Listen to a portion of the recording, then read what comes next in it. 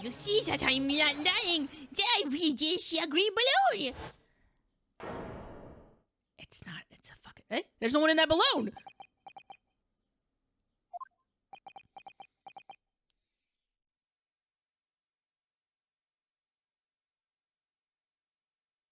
I don't know. Maybe the kid's colorblind. Maybe everything he sees is green. Well, I see you're too shocked to speak. Oh, yes.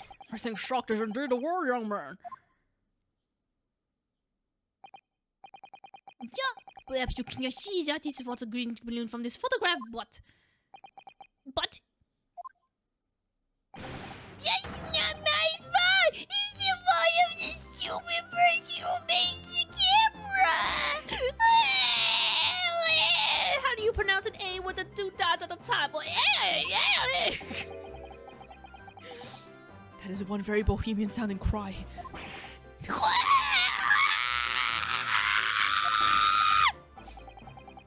Very well. The court will accept this photograph as evidence. Weird. If there's no one in there... Is he done crying? Not my fault. It's the fault of the person who made the camera. Well, never mind.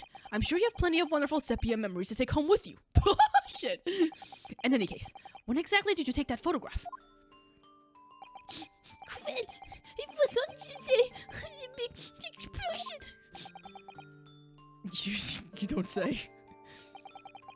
The precious child, please. There was a very loud bang. Your heartbeat rushed over my face. That means this photograph was taken a split second before the explosion occurred. Well, if you ask me, this black and white photograph changes nothing. Although, actually, before, let's look at the picture.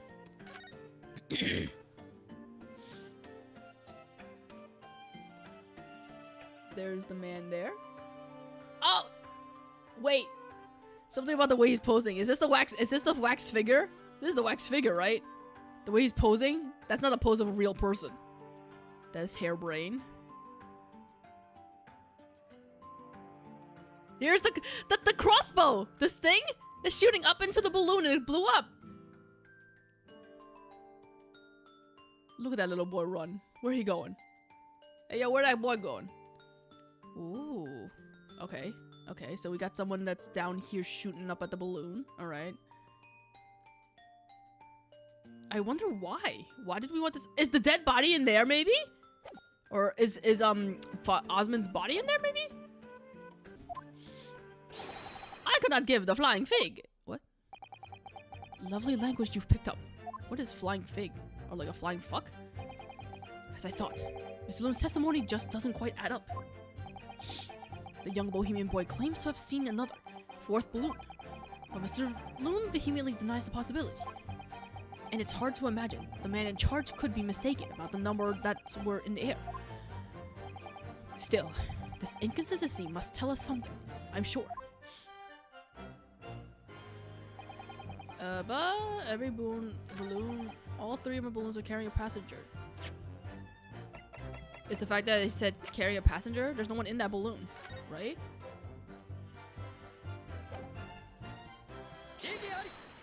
Okay. Unfortunately, the photograph Master Gotts took can't tell us the color of the balloon. But it can tell us something else. Something crucially important. What? It shows that the pictured balloon wasn't carrying any passengers. Oh, my goodness, you're right.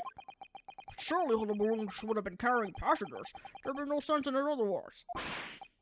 See, they are for pleasure, for seeing the view. My balloon only fly with passengers. Which tells us that the picture balloon isn't one of them. So, when the incident occurred that day, there was a 4th balloon in the skies above the experimentation stage. The mysterious green balloon. Oh, I know nothing! Niente! I can only tell you one thing. If this balloon was not carrying passengers, then it was not one of mine. It would pulsate. I don't like that. How would you not notice that there was a balloon. If you are someone who owns 3 hot air balloons, and you're like the only person that owns 3 hot air balloons, and you put them up, and they're up in the sky, right? If you see a 4th balloon, a green balloon that does not belong to you, wouldn't you be curious about that? Be like, who the fuck who owns a hot air balloon? Who's getting up in my business? Wouldn't you? There are illegal tradesmen everywhere you care to look. Clearly, one such entrepreneur decided to capitalize on the opportunity presented by the Great Exhibition, and managed to operate balloon flights on Mr. Loon's patch without him realizing. See, the competition trying to steal my profits. I did not note this because of the experimento that went wrong on the stage. Sure.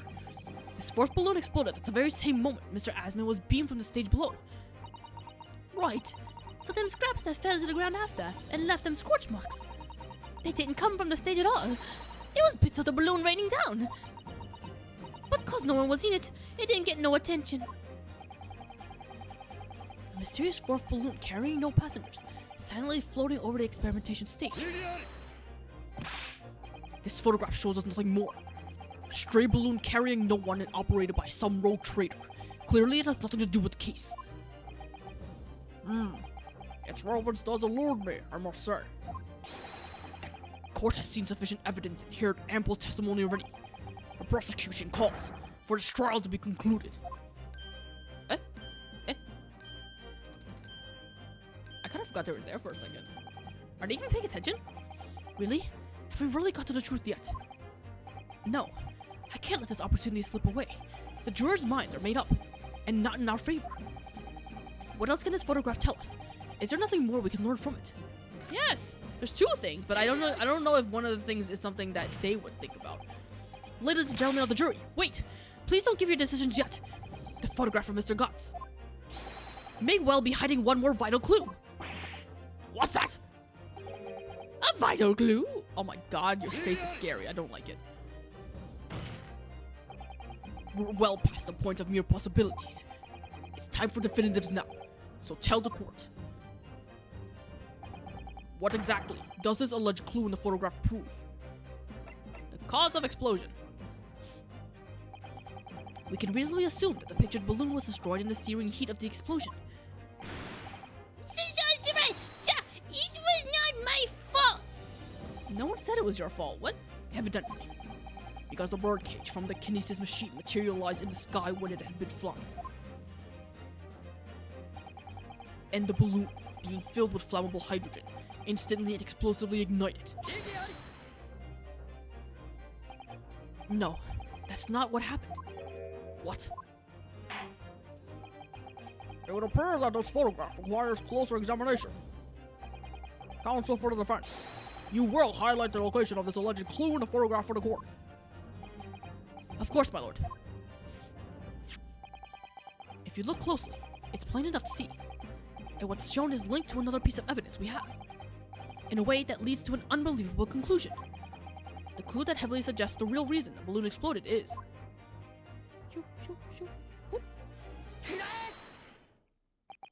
The timing of this photograph can only be described as miraculous. If you look, you'll notice there's a bright white line that appears to point directly at the balloon. Most likely a ray of light caused incidentally on the film. I'm afraid I can see nothing of the sort. If you look with a magnifying glass, my lord, it becomes clear what the nature of this bright line really is.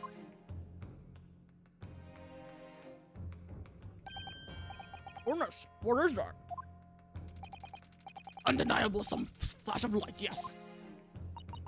Oh golly, do you think it might have been lightning? But it couldn't have been a finer day. I believe we may be looking at fire.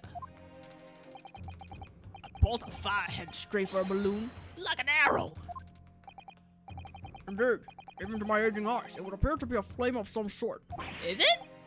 My word, are you suggesting this flame struck the hydrogen gas that filled the balloon? It looked like fire? It didn't look like fire to me, but I don't know. I'm just thinking it was an arrow. That's absurd. The balloon would have been 60 feet above the ground at the time. No flame could possibly have reached such a height. You can't shoot a fire into the air, especially not with a crossbow. Actually, it's my opinion that a particular piece of evidence found at the scene reveals how that is exactly what did happen. What evidence? I'm trying to wonder what they would think that was shot up in the air then. If such evidence exists, Counsel. Then for goodness sakes, present it, man. What evidence explains this mysterious streak of flame that appears to be headed directly for the balloon? The true nature of the curious slim streak of light is revealed by this. Curious answer, with a slim chance of being the correct one. Oh no, was it wrong? I was wrong! It looks something like a piece of firework. I was wrong! It wasn't! I thought I wanted to show the crossbow. So it's not the crossbow? Anyway, this firework display isn't over yet. If such evidence exists, then for fucking goodness sakes, present it. Whatever it is, expect this. Flame? A flame? Huh. Which evidence explains the mysterious streak of flame? I did present the crossbow, right? It wouldn't be that. Anything about flames here? No. A flame? Was it something from the explosion? Huh? What is the answer to this? Where have there been talks of fire aside from this? But that can't be it. It can't be this, right? No. What? Oh god, I'm on my last peg. I don't know. I did present this, right? Like, I'm not like, I did present this the first time, right? I hope I didn't, like, miss it or something. And there's nothing to examine on this, so it doesn't even, like, update it. No, nothing.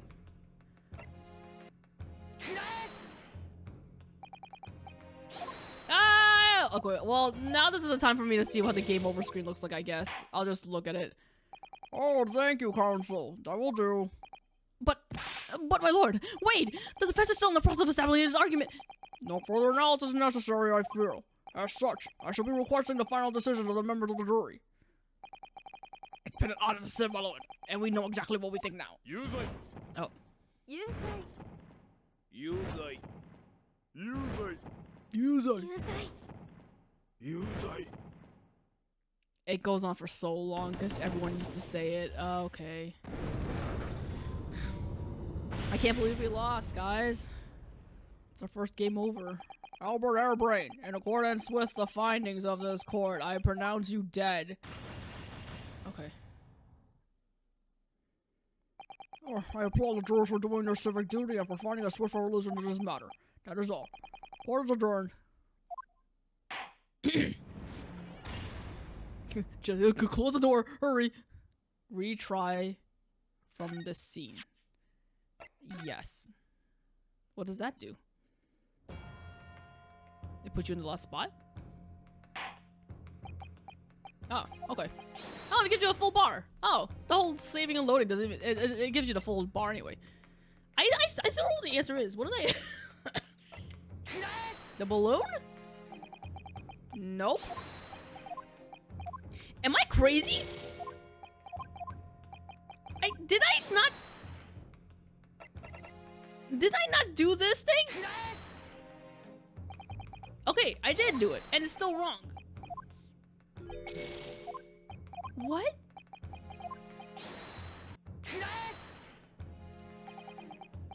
I fucking know the answers! What? Ah! What? I'm so confused. I've like presented every single thing and nothing. Is there something that needs to be further examined that I just haven't? I have to. Okay, I'm gonna have to fucking go through every single thing and see what they say. I'm examining this. Okay, there's nothing here. Next, crossbow. This crossbow that I can't fucking... Nothing is triggering me to like, talk about this at all.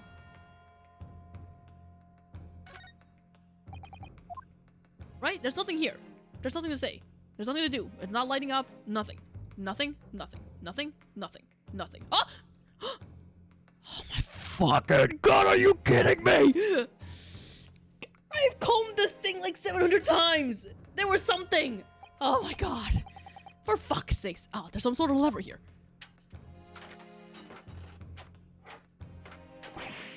What the?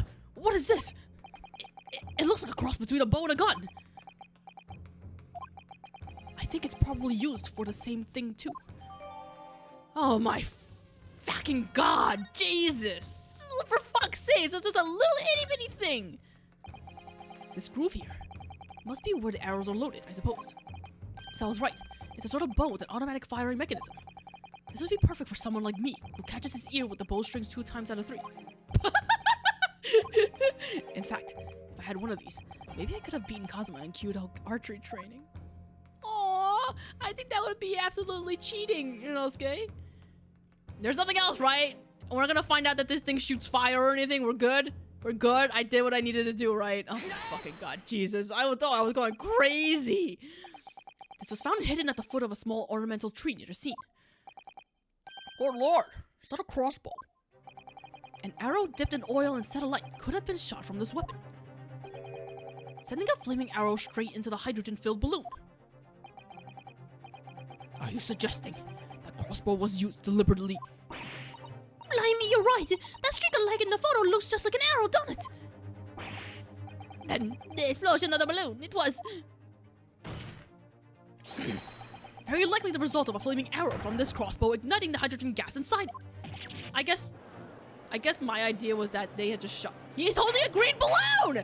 I guess my idea was that, it would have shot into the balloon. I thought that would cause it to explode just because of the friction of the arrow shooting into it or something like that or whatever, because it's a metal arrow. But I guess if you were to shoot it into the balloon and it didn't ignite, then it would just fly away somewhere, and that's probably what they were trying to avoid doing. Whoever did it. Order! Council, this is extraordinary supposition. If the aim was to cause the balloon to explode, the shooter could have used a gun, of course. However, there's an obvious reason why that would have been out of the question. The noise of the discharge, of course. That's right. By using a crossbow, the projectile could have been fired at the balloon silently. Well, yeah. If someone had shot a gun off in the exhibition grounds, it would have caused a real panic. But with the big explosion, there was a very big panic anyway, no? I don't like this. I should be pleased to have found a plausible new explanation for all this, but something feels wrong. You telling me that someone out there just didn't notice someone was holding a crossbow? Do you understand the implications of what you're saying, my Nipponese friend? If a flaming arrow did indeed hit the balloon, then obviously it would have exploded. And if the birdcage appeared from the clouds of smoke that ensued... What? Wait a minute! What are you really saying here? I don't get it. What? Was the birdcage beamed up into the sky after all? Or... what? My goodness me! Now I understand. That's what that singing feeling is about. I think there's a good chance that the birdcage was actually concealed inside the balloon all along. Ow. Okay.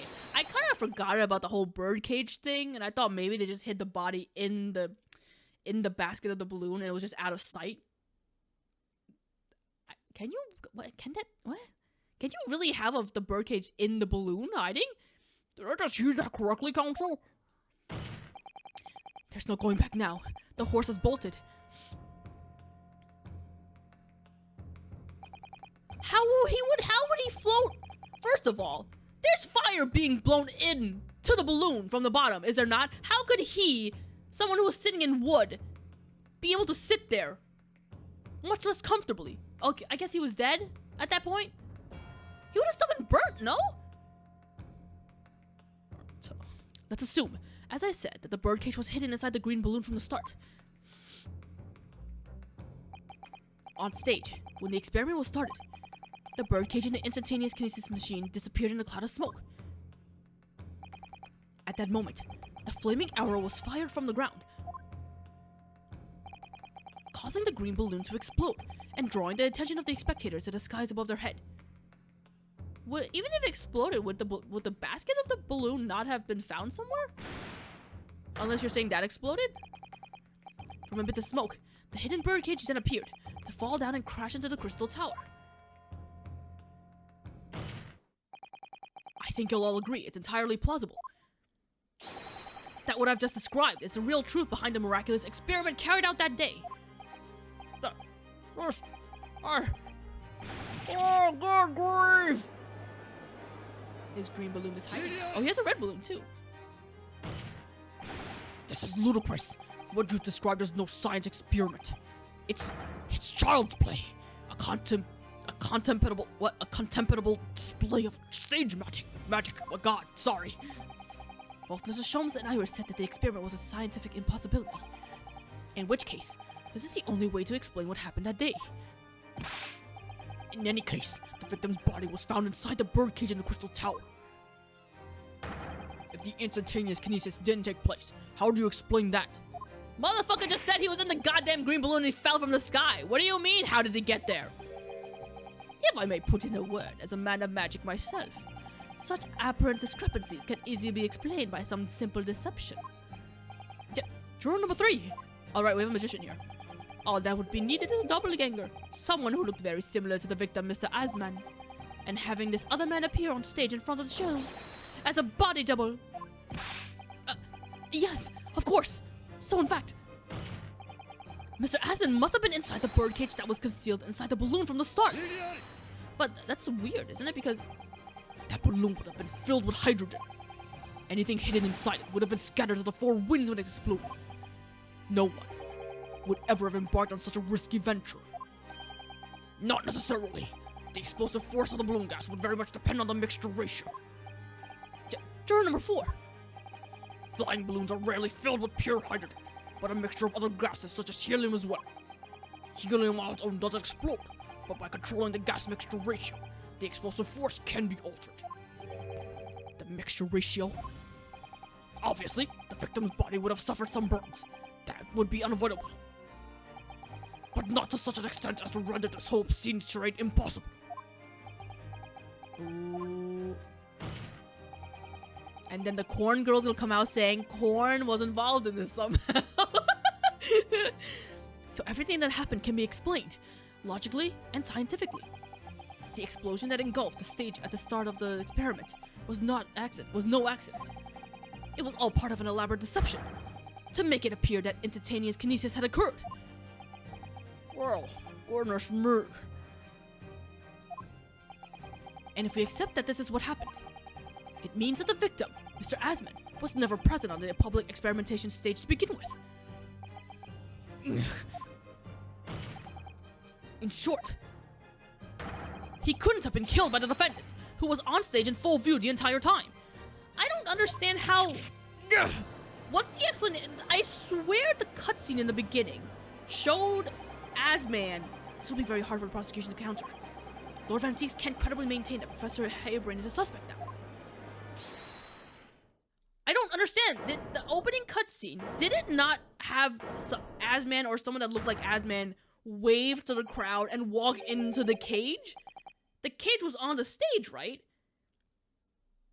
And there was someone that walked in. Am I imagining things? Did I just make that up in my head? I have no way to know until I edit this. Miki Naruhodo, I fucking forgot about you. I appreciate your efforts. Thank you. Professor? But you can stop now. Just keep your mouth shut, please. Sorry? What's all this about, Mr. Harebrain? He doesn't want you to say that it was all a lie. I, Albert Harebrain, hereby confess that it was me who stabbed Mr. Odie Asman.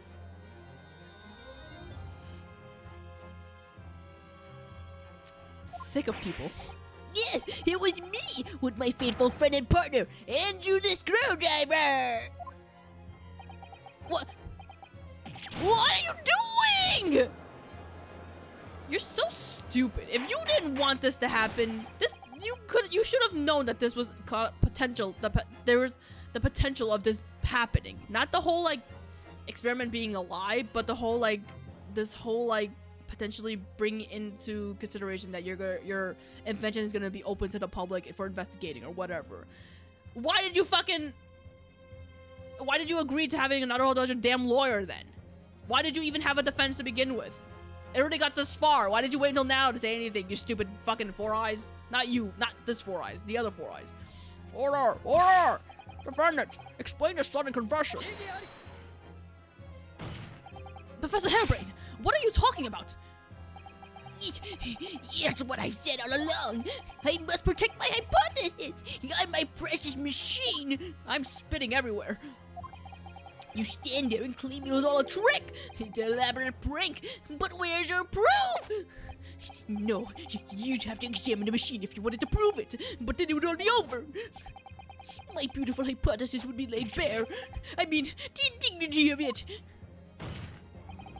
It's clear that you drew the plans for the experiment, but you didn't actually build it. It's quite conceivable that you were duped, Professor. If you'll just let me, I can No. What? Oh shit, what did he say? Oops, what did he say? Rock, I'm guessing? Yes. I'll cooperate.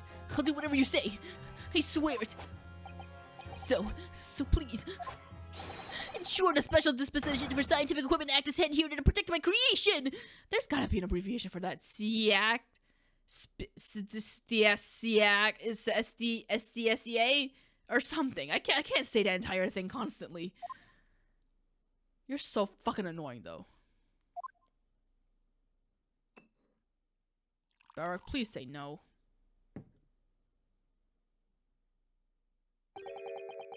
Pray forgive the discourtesy of filling my hallowed chalice at this critical juncture.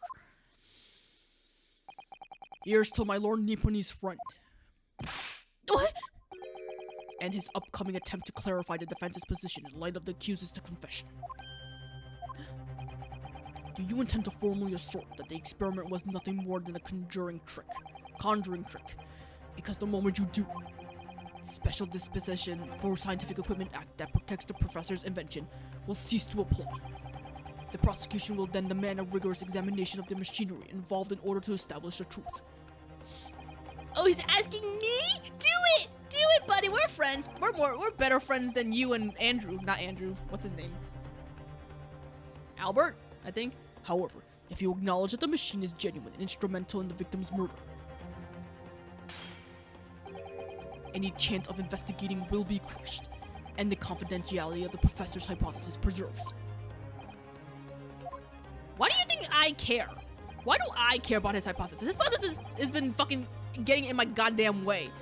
So you asking me means nothing. You asking me, you're basically in the middle of asking me, and I'm already pressing a button to be like, fucking investigate, do it. I don't fucking give a shit about this man's dignity. Well, counsel, what is the defense's official position on this matter? What Professor Hairbrain, my client, actually asked of me was to prove that the explosion on stage was an accident and protect the secrecy of his hypothesis. But there's no way to do that without implying the professor's guilt. Do I protect my client's life by asserting his innocence? Or do I uphold my client's request but see him condemned? Either way, I can't avoid betraying his trust. You've been silent long enough. Isn't talking your trade, my learned friend? Or has all knowledge of English escaped your confused Nipponese mind? Give me time, my god. You're asking me to make a big decision. Well, a big decision. Not for me, but for him, apparently. Mr. Naruhodo! There's no escape here. I have to make a choice, even. But it's an impossible one. I have to give up on something. But what? The defense asserts that the defendant's instantaneous kinesis machine was in fact... I'm gonna save just in case. I don't know, because a part of me is afraid that it's gonna be one of those, like, if I choose the thing that I want to choose, it might actually be the wrong answer for the game progress, and that it's gonna give me a game over, a different game that I won't mention. But, like, it's a conjuring trick, please. Please. Ryunosuke, you can do it. You can do it, buddy. I believe in you. No, I can't say it. My client places faith in me. I can't just let him down. Are you... What must I give up on? It's not the question you have to ask yourself here. It's what can I protect? Who's saying this?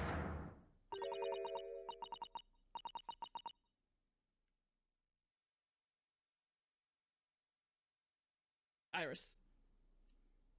A part of me had wondered if Iris is... I got something that I need to do, but you'll be glad to see. You'll be happy to see it. I wondered if it was her, unless this is a figment of my imagination. I don't know. Hello again, Mr. Naruhodo. It's been far too long. Susato-san? But what? Hiya! Don't just throw me. We're in court. I'm embarrassed. Blech! My first Susato takedown in 6 months. There'll be time to talk later, Mr. Naruhodo. For now, we must concentrate on the task at hand. You don't know what's happening. You couldn't have been brief. Which is working out not what I'd give up on, but what I can protect. Professor Hairbrain. Yes? Yesterday you told me that science is the pursuit of truth. Well, my job is to pursue the truth too. Yes, of course. And personally, I believe that you didn't stab Mr. Asman. I think you've come to realize something yourself too, haven't you? That your experiment and the machine you built with the victim are questionable. The truth behind that is what we must both pursue now.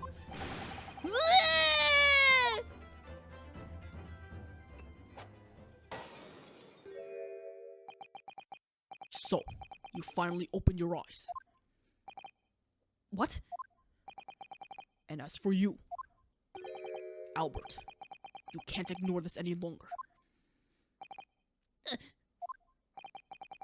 Having heard my learned friend's assertion, don't you have something to say? Berg!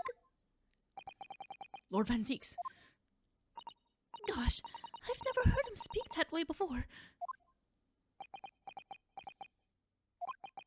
In truth, there is one thing. Something I remembered that's of relevance. what? On the day it happened, just before I began the experiment, I saw a man near the stage. A man holding that crossbow. I beg your fucking pardon! It was an engineer! Professor! Did the man have any distinguishing features? What did he look like?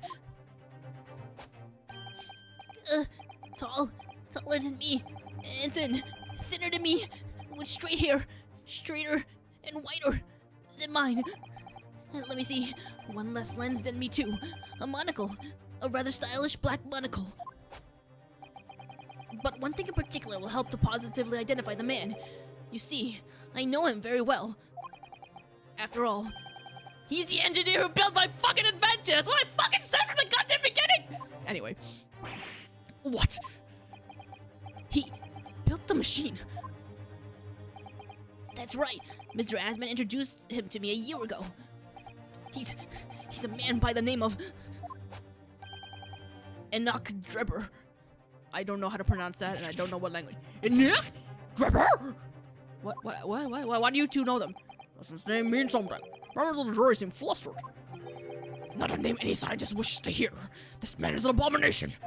What? Not the name any conjurer wishes to hear either. What? Why? What? Who on earth is he? I'm afraid this isn't the first tale of this nature that I've heard in scientific circles in connection with that man. There's talk of other flamboyant experiments that turned out to be nothing but stage trickery in the end. Obviously, the rascal is after the government's research grant money. Oh, I know. He's the one that's playing up these tricks for the money, and he is a magician. Enoch is actually a magician and not a scientist engineer person. When magicians are in need of money, I have heard of them resorting to these underhand tactics. Some acquaintances of mine with experience of such things have mentioned Enoch Drebber's name before. The man is both an engineer and a magician. Oh. Well, he's both. Yes, we're dealing with an unparalleled confident trickster here. That's Enoch Drebber for you. What a coincidence. It's a good thing we have both a magician and a scientist man here.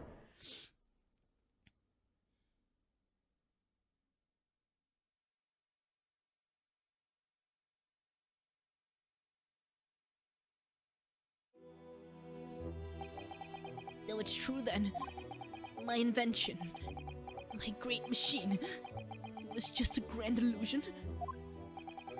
Considering what we've just heard about Mr. Drebber's character, I'm sorry to say that sounds increasingly likely. even though no one else believed it. I wanted to. I wanted to believe that the machine would function exactly as my hypothesis predicted. Which is why you were so opposed to it being investigated, I presume. I knew that if the machine was examined in detail, its construction would give away my hypothesis.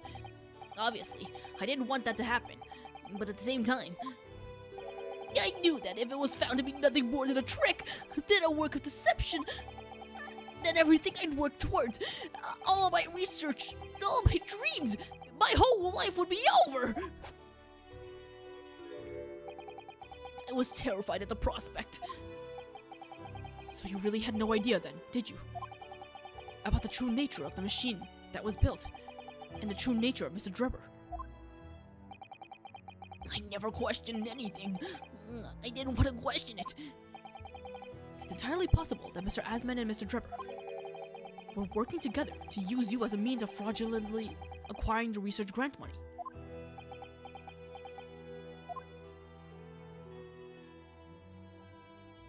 There he is! When I announced my invention to the crowds that day, it was the finest moment of my career. I pulled all the levers and turned all the dials in exactly the way Drebber had described. Oh! When the smoke suddenly started billowing out, I panicked.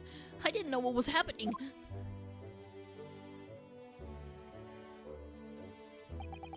But I really don't know how the whole illusion was made to work. I don't know anything anymore.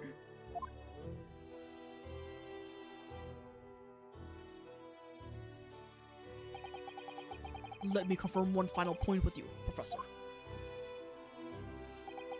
Do you now consent to the prosecution submitting the necessary paperwork to release your invention from the protecting afforded by the special dispensation of the whatever? I don't fucking care about that thing anymore. Yes, please go ahead. I'm very sorry.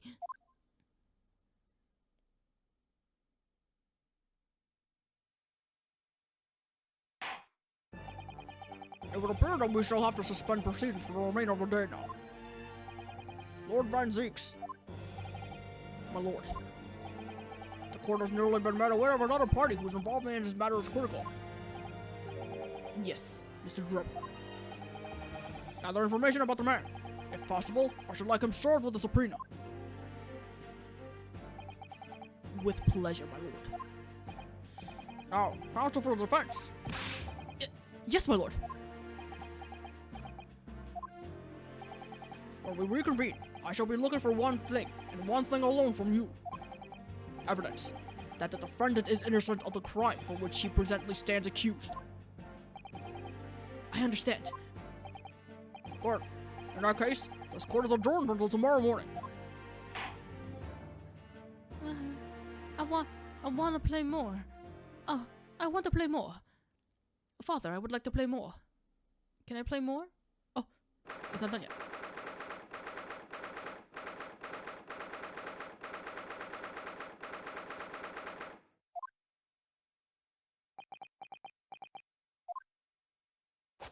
What? Mr. Naruhodo! Huh? Yes? I'm so sorry! I was wrong! You were right! I tricked you! You trusted me! I dragged you! It's a mess! Oh God, Jesus. Oh, how did it ever come to this? I'm so sorry! Did you really have no idea, Professor? About what Mr. Drebber was really up to, I mean. About what he was really constructing. Naturally! That machine was the embodiment of my hypothesis, of all my hopes and dreams. I had complete faith in it! Alright, in that case, I won't say any more. Now, sadly the murder accusation against you still stands. So we must do as much investigation as we can before the trial resumes tomorrow.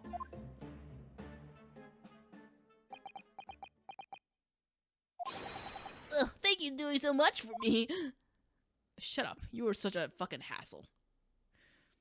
Hey girl, what's up? I'm so sorry for arriving late this morning, Mr. Naruhodo. Arriving late? Didn't you receive my postcard? I wanted to let you know that I had arrived. When I had arrived with it. Postcard? What postcard? I hid it from you, Luna, so it'd be a surprise. You're such a bit. Well, did it work? I was surprised, alright. Especially when she threw me to the ground. Oh dear, I'm so sorry. I was just so happy to see you again that it sort of slipped out. Oh, maybe we could stick to a more traditional displays of emotion in the future. Susie's train was late into London Victoria this morning, you see. But we made the coachman really whip the horses hard so she didn't miss the whole trial. I was watching from the gallery for a while, but in the end, I'm afraid I couldn't contain myself. Well, I'm glad you did it. Oh, Having you at my side in court gives me the strength I need to win.